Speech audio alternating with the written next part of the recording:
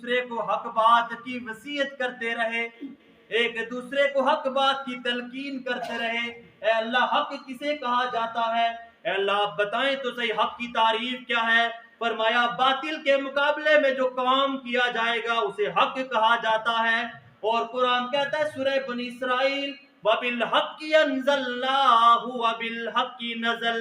فرمایا اس قرآن کو، اس حق کو ہم نے ہی نازل کیا ہے، اور یہ قرآن کائنات کے اندر ہم نے ہی بھیجا ہے۔ اور دوسری جگہ پر فرمایا اِنَّا أَنزَلْنَا إِلَيْكَ الْكِتَابَ بِالْحَقِّ، بے شک ہم نے اس قرآن کو، اس کتاب کو حق کے ساتھ نازل کیا ہے، اس لیے کہ اس کتاب کے اندر وہ دستور موجود ہے، اس کتاب کے اندر وہ احکامات موجود ہیں جو ہر شعبہ زندگی کے لیے کافی ہیں۔ ایک استاد ہے اس کے لیے بھی احکامات موجود ہیں، ایک والد ہے اس کے لیے بھی احکامات موجود ہیں، ایک چیف آف کمانڈر ہے اس کے لیے بھی احکامات موجود ہیں، ایک وزیر اعظم ہے، ایک صدر ہے، ایک وزیر ہے، ایک مشیر ہے، امیر ہے، غریب ہے، سب کے لیے قرآن مجید کے اندر احکامات موجود ہیں۔ اس لیے فرمایا وَتَوَاصَوْا بِالْحَقِّ،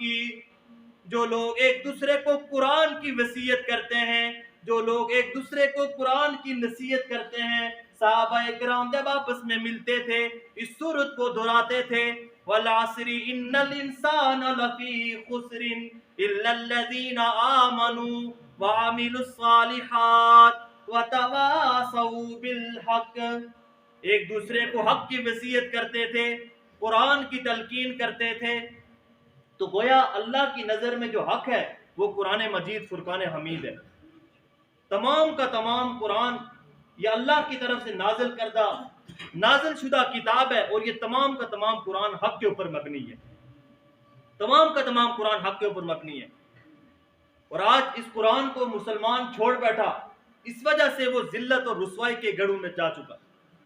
اس وجہ سے ہر طرف مار جو ہے اسے پڑ رہی ہے۔ آج اگر کہا جاتا ہے جی اگر ملک کے اندر احتساب اگر آپ کسی جو ہے وہ قاضی سے مانگے تو کہتے بھائی توہین عدالت ہو گئی ہے، اگر کسی جرنل سے احتساب مانگے کہے بھائی یہ غدار ہے، اگر کسی مولوی سے احتساب مانگے کہے بھائی یہ گستاخ ہے۔ لیکن قرآن ہر ایک کا اپنا اپنا ذمہ بتاتا ہے کہ ایک والد کا اپنا مقام، ایک چیف آف کمانڈر کا اپنا مقام، ایک فوج کا اپنا مقام، ایک سپہ سالار ہے اس کا اپنا مقام، ہر ایک کا اپنا درجہ اور مقام ہے، اور یہ قرآن اس کی وصیت کرتا ہے وَتَوَاصَوْا بِالْحَقِّ،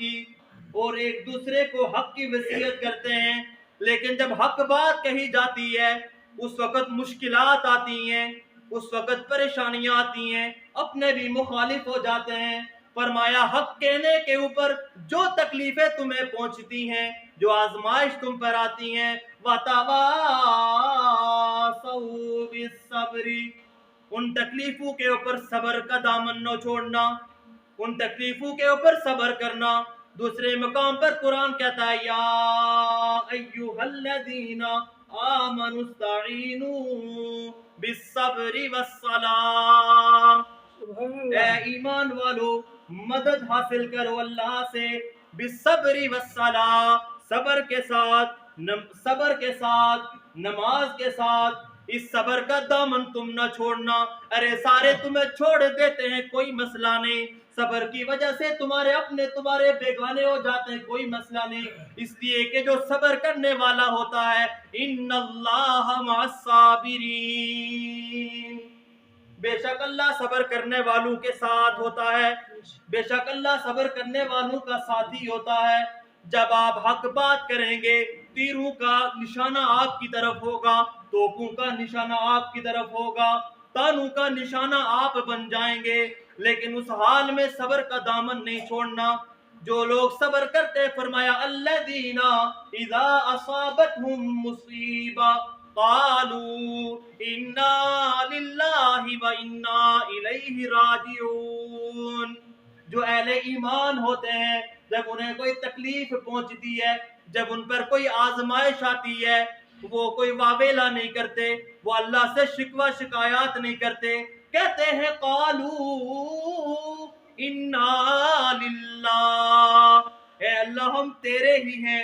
اے اللہ تو نے جو نعمت دی ہے وہ تیری ہی نعمت ہے، تو نے اولاد کی نعمت دی یہ تیری نعمت ہے، تو نے زندگی کی نعمت دی یہ تیری نعمت ہے، وَإِنَّا إِلَيْهِ رَاجِعُونَ، اور تیری ہی طرف ہم نے لوٹ کر جانا ہے۔ اگر والد انتقال کر جاتا ہے، اگر والدہ انتقال کر جاتی ہے، کوئی مسئلے والی بات نہیں، اس لیے کہ یہ جدائی عارضی جدائی ہے، یہ جدائی ہمیشہ کی جدائی نہیں ہے۔ اگر نیک اعمال ہوئے کل قیامت والے دن والد کا ساتھ بھی نصیب ہو جائے گا، والدہ کا ساتھ بھی نصیب ہو جائے گا، رشتہ داروں کا ساتھ بھی نصیب ہو جائے گا، لیکن فرمایا صبر کا دامن نہیں چھوڑنا۔ اے اللہ اسے ملے گا کیا؟ فرمایا انما یوفی الصابرون اجرہم بغیر حساب، اللہ کل قیامت والے دن صبر کرنے والوں کو بغیر حساب کتاب کے جنت میں داخل کر دے گا۔ فرمایا انا للہ و انا الیہ راجعون، اے اللہ ہم تیرے ہی ہیں اور تیری ہی طرف لوٹ کر جانا ہے۔ فرمایا اولئک علیہم صلوات من ربہم ورحمہ، فرمایا جو لوگ صبر کا دامن ہاتھ سے نہیں چھوڑتے ان پر اللہ کی طرف سے مہربانیاں نازل ہوتی ہیں، ان پر اللہ کی طرف سے عنایات نازل ہوتی ہیں، ان پر اللہ کی طرف سے سلامتیاں نازل ہوتی ہیں، وَرَحْمَةٌ،